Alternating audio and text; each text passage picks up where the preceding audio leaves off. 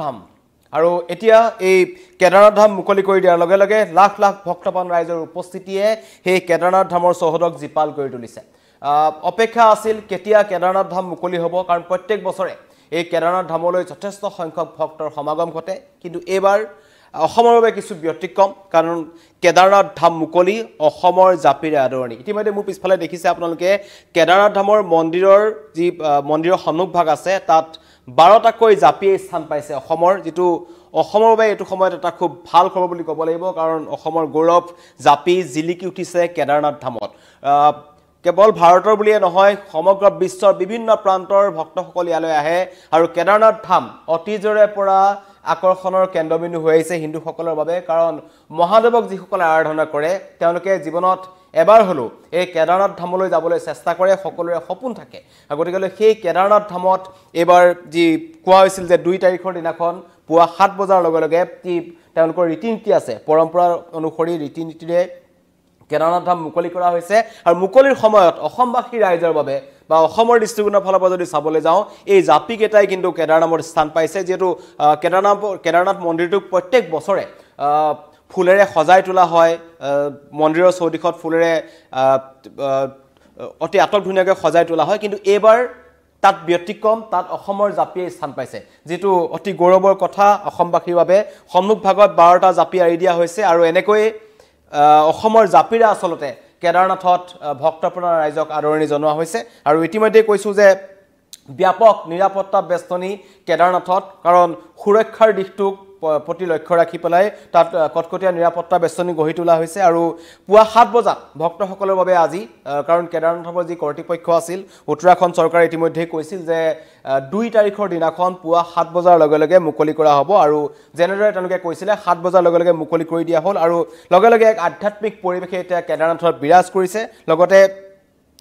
যথেষ্ট সংখ্যক লোক পূৰ্বে গৈ তাত উপস্থিত হৈছিল আৰু এই মন্দিৰ মুকলি কৰাৰ সময়ত তাত উপস্থিত থাকিব বিচাৰিছিল যথেষ্ট সংখ্যক লোকৰ সমাগম দেখা পোৱা গৈছে আৰু প্ৰত্যেক বছৰে কেদাৰনাথ ধামলৈ যথেষ্ট সংখ্যক লোকৰ সমাগম ঘটে আৰু এইবাৰ অসমৰ জাপিয়ে খুনত সুৱগা চৰাইছে কেদাৰনাথ ধামত এই যি ফুলেৰে সজাই তোলা হৈছিল কেদাৰনাথ ধাম তাৰ সন্মুখভাগত অসমৰ 12টাকৈ জাপি ইতিমধ্যে মোৰ পিছফালে আপোনালোকে দেখিছে তাত সুন্দৰকৈ সজাই পৰাই তোলা হৈছে গতিকে অসমবাসীৰ বাবে এটা খুব ভাল খবৰ আৰু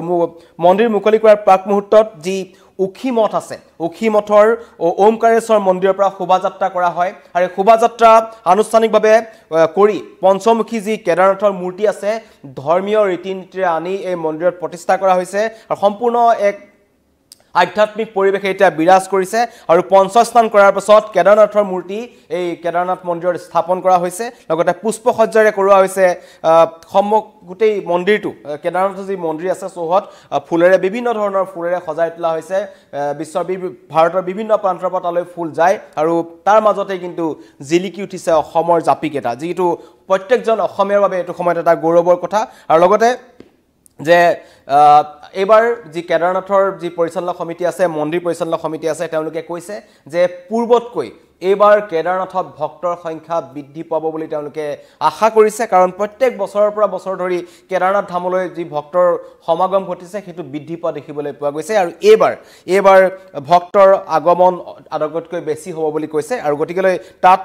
ভক্তৰ আগমনৰ প্ৰতি লক্ষ্য ৰাখি যিসমূহ কাম কৰিব লাগে মন্দিৰ পৰিচালনা সমিতিয়ে সেইসমূহ সকলো বৰ্তমান কৰা হৈছে আৰু সকলোকে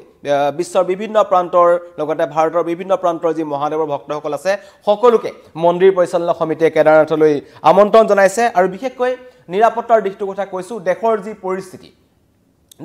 পৰিস্থিতি আছে আৰু কেদাৰনাথৰ ওপৰত পূৰ্বৰে পৰা একাংশৰ চকু গতিকেলৈ সেইবোৰ যাতে কোনো ধৰণৰ যাতে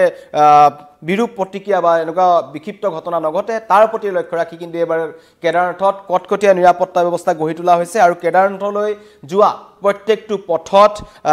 নিৰাপত্তাৰক্ষী আছে সিসিটিভি কেমেৰা স্থাপন কৰা হৈছে আৰু সিসিটিভি কেমেৰা তদাৰক কৰিবৰ বাবে এটা বিশেষ শাখা এবাৰ কৰা হৈছে হেল্পলাইন নাম্বাৰ মুকলি কৰা হৈছে যাতে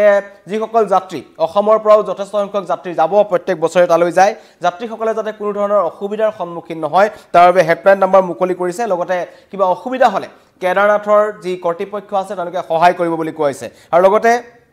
আটাইতকৈ ডাঙৰ কথা যে কিছু বছৰৰ পৰা আমি দেখিছিলোঁ কেদাৰনাথ ধামলৈ একাংশ লোক যায় বা ভক্তসকল যায়, কিন্তু তেওঁলোকে আধ্যাত্মিক পৰিৱেশটোৰ মাজতেই একাংশই ৰীল বনায় বা ভিডিঅ' বনায়, এনেকুৱা ধৰণৰ কিন্তু আমি দেখিছিলোঁ। কিছুমানে অসমৰ একাংশক আমি দেখিছিলোঁ যি গৈ বিহু নাচিছে। কিন্তু এইবাৰ এইবোৰ ক্ষেত্ৰত কঠোৰ হৈছে কেদাৰনাথ মন্দিৰ পৰিচালনা সমিতি। তেওঁলোকে এবাৰ কৈছে যে কোনো কাৰণত এইবাৰ মন্দিৰ চৌহদত ভিডিঅ'গ্ৰাফি নহ'ব, লগতে ৰিলছ বনোৱাত বাধা প্ৰদান কৰা হৈছে। কাৰণ একাংশ ৰিলছ বনোৱা যুৱক যুৱতী বা একাংশ লোকৰ বাবে কিছুদিন সকলোৱে কৈছিল যে এনেকুৱা এটা আধ্যাত্মিক পৰিৱেশৰ মাজত কেনেকৈ কোনোবাই ৰিলছ বনাব পাৰে বা নাচ গান কৰিব পাৰে, যিটো এটা আধ্যাত্মিক পৰিৱেশত শোভা নাপায়। গতিকে এইবাৰ তেনেকুৱা ধৰণৰ কিছুমান অভিযোগৰ প্ৰতি লক্ষ্য ৰাখি মন্দিৰ পৰিচালনা সমিতিয়ে আগৰ পৰাই কৈছে যে এইবাৰ মন্দিৰ চৌহদত ভিডিঅ'গ্ৰাফি কৰিবলৈ নিদিয়ে, লগতে ৰিলছ বনোৱাত বাধা তেওঁলোকে আৰোপ কৰিছে। যিটো একাংশ এতিয়া আদৰণি জনাইছে যে এনেকুৱা ধৰণৰ পবিত্ৰ স্থানত কেদাৰনাথ ধামৰ দৰে এটা পবিত্ৰ স্থানত গৈ পেলাই আধ্যাত্মিক পৰিৱেশৰ মাজত একাংশই ৰিলছ নবনালেও হ'ব আৰু ভিডিঅ'গ্ৰাফি কৰাটো তেওঁলোকে বাধা দিছে। এইটো ক'ৰবাত নহয় ক'ৰবাত নিৰাপত্তাৰ দিশটোৰ ক্ষেত্ৰতো থাকিব পাৰে। কেদাৰনাথ ধাম মহাদেৱৰ 12টা জ্যোতিৰ্লিংগৰ ভিতৰত অন্যতম এটা স্থান, যি উপাসনাস্থলী হিন্দুসকলৰ বাবে। আৰু উত্তৰাখণ্ডৰ যি মন্দাকিনী নদীৰ সমীপত যি গড়ৱাল হিমালয় ৰেঞ্জ আছে, তাত এই কেদাৰনাথ ধাম আছে। লগতে তালৈ যোৱাৰ যি যাত্ৰা পথ সেইটো যথেষ্ট চেলেঞ্জিং হয়, যথেষ্ট সংখ্যক লোক তালৈ যায়, খোজকাঢ়ি যাব লাগে। কিন্তু তাৰ মাজতো যি হিন্দুসকলৰ অন্যতম উপাসনাস্থলী হয় কেদাৰনাথ ধাম, এইবাৰ আৰম্ভণিৰ দিনটোৰ পৰাই কিন্তু তালৈ ভক্তৰ সোঁত বৈছে আৰু আশা কৰা হৈছে যে অসমৰ জাপিৰ যি আদৰণি, কাৰণ অসমৰ আমি দেখিছোঁ বিগত সময়ছোৱাত 5-6 বছৰৰ পৰা দেখিছোঁ অসমৰ গামোচাই হওক বা অসমৰ জাপি হওক বা অসমৰ বিভিন্ন যিসমূহ কুটিৰ শিল্পৰ বস্তু আছে, যিসমূহক লৈ আমি গৌৰৱ অনুভৱ কৰোঁ, সেইসমূহে কিন্তু এতিয়া বিশ্বৰ বিভিন্ন স্থানৰ স্থান পাবলৈ সক্ষম হৈছে। আৰু তাৰ মাজত এটা ভাল খবৰ আহিছে কেদাৰনাথ ধাম। কেদাৰনাথ ধামত যি মুকলি কৰা হ'ল আৰু মুকলিৰ দিনাখনে এটা অসমবাসীৰ বাবে, প্ৰত্যেকজন অসমীয়াৰ বাবে এইটো সময়ত এটা গৌৰৱৰ কথা বুলি ক'ব লাগিব। যি জাপিক লৈ আমি গৌৰৱ অনুভৱ কৰোঁ, সেই জাপিৰেই কেদাৰনাথ ধামলৈ অহা ভক্তসকলক কেদাৰনাথ মন্দিৰ পৰিচালনা সমিতিয়ে আদৰণি জনাইছে। সন্মুখভাগত 12টাকৈ জাপি দেখা পোৱা গৈছে, ফুলৰ মাজত জাপি। গতিকে আমি আগৰ পৰাই দেখোঁ যে কেদাৰনাথ মন্দিৰ আটক ধুনীয়াকৈ সজাই তোলা হয় আৰু তাত যথেষ্ট সংখ্যক পুষ্পসজ্জা কৰা হয়, কিন্তু তাৰ মাজত জাপিয়ে স্থান পাইছে, যিটো অসমৰ প্ৰতিজন ৰাইজৰ বাবে বা প্ৰত্যেকজন অসমবাসীৰ বাবে এটা ভাল খবৰ। যিসকলক কেদাৰনাথ ধামলৈ যাব বিচাৰিছে, যথেষ্ট সংখ্যক এতিয়া কেদাৰনাথ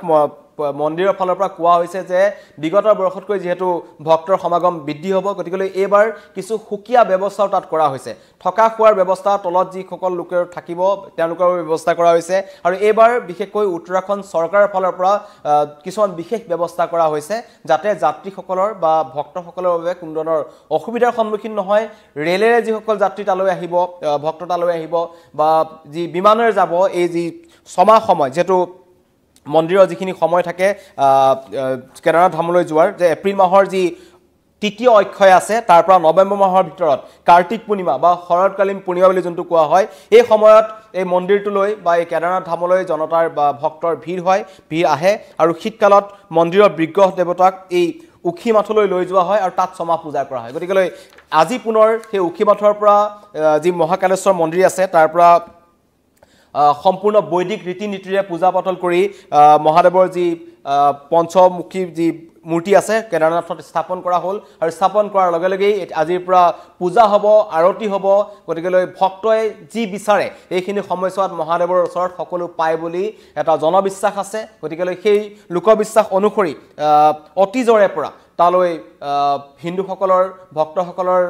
সমাগম ঘটি আছে। আৰু সকলোৱে মানস কৰে যে এবাৰ নহয় এবাৰ হ'লেও কেদাৰনাথ ধামত গৈ তেওঁলোকে ভৰি দিব, মহাদেৱৰ আশীষ ল'ব। আৰু সেই আশীষ ল'বৰ বাবে এতিয়া যদি আপুনি এবাৰ যাব বিচাৰিছে, তেন্তে অসমৰ যদি আপুনি হয়, তেন্তে আপুনি অধিক গৌৰৱ অনুভৱ কৰিব কেদাৰনাথলৈ গৈ, কাৰণ তাত আপুনি আপোনাৰ চিনাকি জাপিটো সন্মুখতে দেখিব। আৰু এটা দুটা নহয়, 12টাকৈ জাপি অতি সুন্দৰকৈ সজাই দিয়া হৈছে কেদাৰনাথৰ সন্মুখভাগত। গতিকে অসমৰ পৰা যিসকল যাব বিচাৰিছে তেওঁলোকে কিন্তু গৈ খুব এটা ভাল পাব, কাৰণ অসমৰ জাপিৰে কেদাৰনাথত এবাৰ ভক্তক আদৰণি জনাই থকা হৈছে। গতিকে কটকটীয়া নিৰাপত্তা বেষ্টনী গঢ়ি তোলা হৈছে। মই ইতিমধ্যেই কৈছোঁ যে দেশৰ যি পৰিস্থিতি, সন্ত্ৰাসবাদী আক্ৰমণ, পাকিস্তানৰ সমৰ্থিত সন্ত্ৰাসবাদীয়ে যেনেকুৱা ধৰণৰ পেহেলগামত যি ধৰণৰ ভয়ংকৰ ঘটনা সংঘটিত কৰিলে, কেদাৰনাথৰ ওপৰতো বাৰম্বাৰ এনেকুৱা ধৰণৰ নিৰাপত্তাৰ কথা আহে গতিকে তেনে কোনো ধৰণৰ যাতে ঘটনাৰ বৰ্তমান সময়ত ভাৰত চৰকাৰে বা উত্তৰাখণ্ড চৰকাৰে ৰিস্ক ল'ব বিচৰা নাই গতিকে এবাৰ অধিক কটকটীয়া কৰি তোলা হৈছে নিৰাপত্তা বেষ্টনী প্ৰত্যেকটো কোণত CCTV কেমেৰা স্থাপন কৰা হৈছে যাতে ভক্তৰ অসুবিধা নহয় কোনো ধৰণৰ নিৰাপত্তাত কটি ৰৈ নাযায় আৰু ভক্তই যাতে এই সময়ছোৱাত গৈ মহাদেৱৰ আশীষ ল'ব পাৰে আৰতিত অংশগ্ৰহণ কৰিব পাৰে আৰু সকলোকে কেদাৰনাথ মন্দিৰ পৰিচালনা সমিতিৰ ফালৰ পৰা কোৱা হৈছে যে সকলো আহক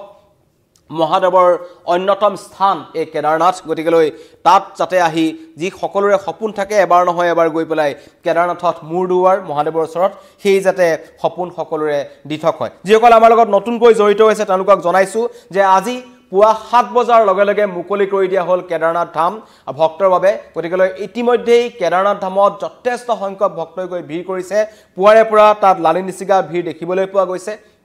আৰু পৰৱৰ্তী সময়তো এই ভিৰ অব্যাহত থাকিব বুলি মন্দিৰ পৰিচালনা সমিতিয়ে কৈছে কিন্তু অসমৰ বাবে এটা ভাল লগা কথা অসমবাসীৰ বাবে এটা ভাল লগা কথা যে এইবাৰ কেদাৰনাথত আদৰণি অসমৰ জাপিৰে জনোৱা হৈছে আৰু কেদাৰনাথৰ যি সন্মুখভাগ আছে ফুলেৰে সজাই তোলা হৈছে তাত অসমৰ 12টাকৈ জাপিয়ে স্থান পাইছে যিটো অসমবাসীৰ বাবে এটা খুব ভাল খবৰ ধন্যবাদ